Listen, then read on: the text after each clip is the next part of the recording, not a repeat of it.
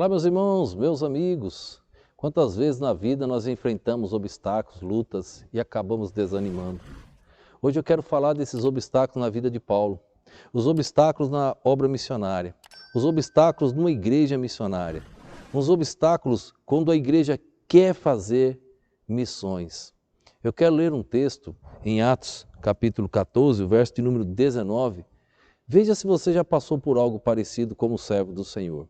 Atos capítulo 14, verso 19 diz assim, ó: Sobrevieram, porém, uns judeus de Antioquia e de Icônio, que, tendo convencido a multidão, apedrejaram a Paulo e o arrastaram para fora da cidade, cuidando que estava morto. Os judeus, com motivo de inveja, porque Paulo falava de Jesus, aquele que perseguia os crentes, agora ele levava a mensagem, agora ele era perseguido por inveja, por ódio, porque ele transmitia o plano redentor do Senhor Jesus Cristo. Eles vieram lá de Antioquia, eles vieram de Icônio, e eles chegaram ali e apedrejaram Paulo. Eu não sei se vocês já assistiram uma cena de apedrejamento. Nos países muçulmanos acontece muito isso. É horrível. Eles jogam pedras até matar a pessoa. E eu lembro eu tenho esse vídeo gravado, uma jovem, nova, bonita. Eles jogaram pedra, aquela jovem já estava ali praticamente morta no chão. E um daqueles homens pegou um bloco enorme assim, uma pedra desse tamanho. E ele levou em direção assim, suspendeu aquela pedra na altura e na direção da cabeça daquela jovem e soltou. A filmagem é muito forte. Sangue jorrou das narinas daquela mulher.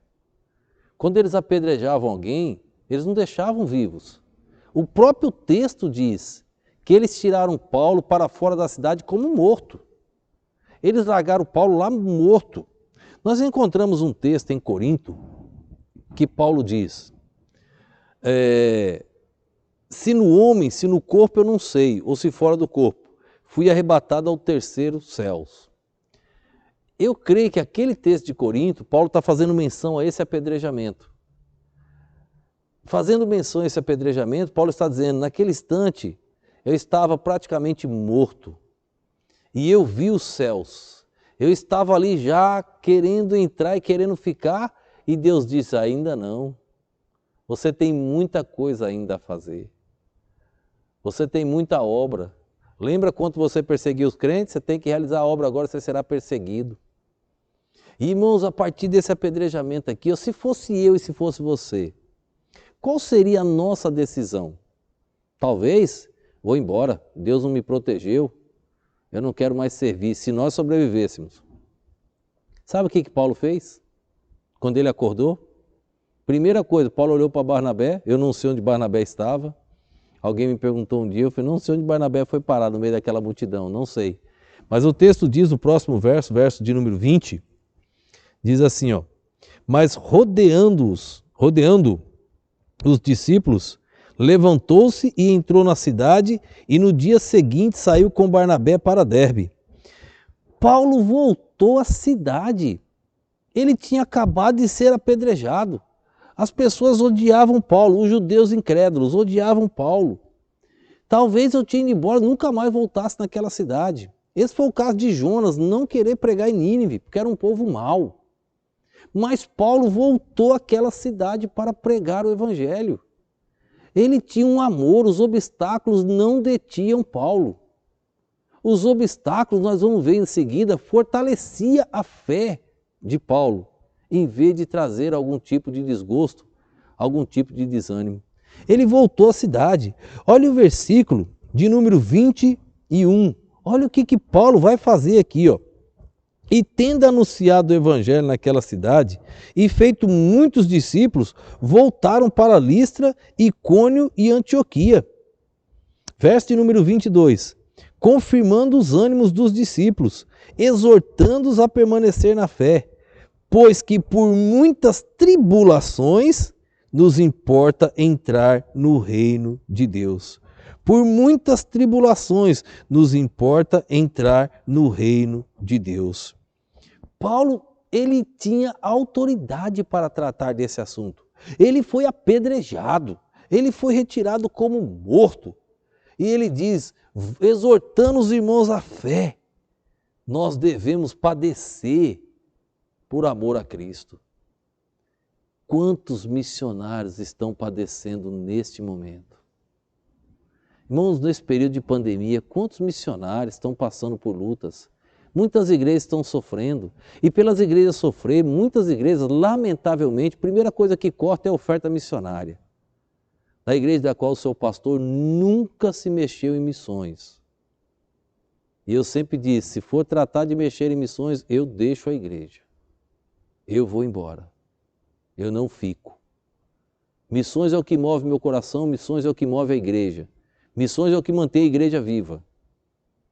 Missões é o que leva a igreja a ser igreja de Jesus Cristo, verdadeira e fiel. Missões é a nossa base, nosso ensino. Nós precisamos realizar esta obra, mesmo com os obstáculos que venham surgir. Missões têm que ser prioridade na vida de uma igreja. Quantos missionários estão sofrendo? Quantos missionários estão desanimados? Nós, como igreja na retaguarda, precisamos ajudá-los. Agora você, missionário, talvez esteja me assistindo. Se você está na mesma situação de Paulo, Paulo não desistiu.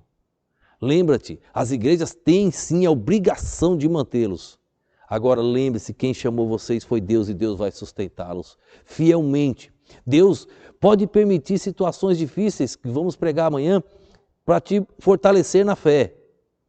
Mas Deus vai castigar as igrejas que errarem também, não se preocupe. Mas vocês têm que confiar no Senhor. Vocês têm que se manter firmes no Senhor. Os obstáculos não podem parar a obra de Deus. Uma pandemia não pode parar a obra de Deus. Um vírus não pode parar a obra de Deus. Deus é superior a tudo e nós somos servos dele, chamados para cumprir essa ordem que é missões, a obra missionária. Paulo venceu. Paulo pregou. Sabe o que aconteceu na próxima viagem de Paulo? Aconteceu uma briga entre ele e Barnabé, por causa de João Marcos que voltou, e agora Paulo encontra Silas. E Paulo vai com Silas. Sabe onde Paulo vai passar?